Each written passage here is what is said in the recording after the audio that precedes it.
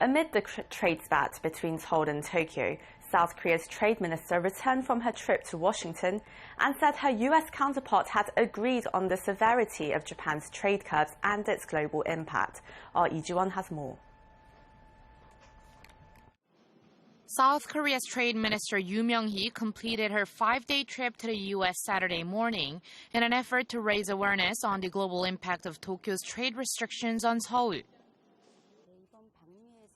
I met with U.S. economic and trade authorities. The outcome of the trip, I believe, was broadening the thought and understanding that Japan's trade restrictions on South Korea not only affect bilateral ties but also U.S. industries and the global supply chain as well.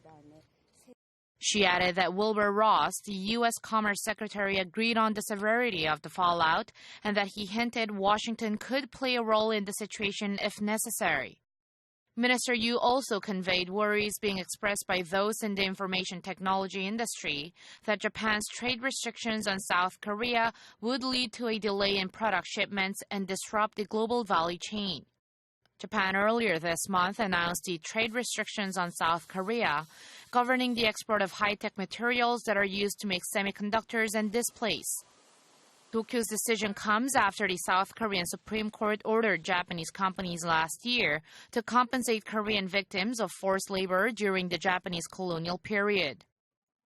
Minister Yoo is expected to attend the Regional Comprehensive Economic Partnership Ministerial meeting in China's Zhengzhou city early next month.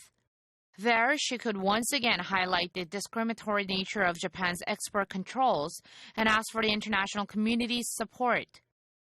Meanwhile, Japan could further aggravate the situation by approving new trade rules to remove South Korea from its white list of countries that enjoy preferential trade treatment on August 2nd.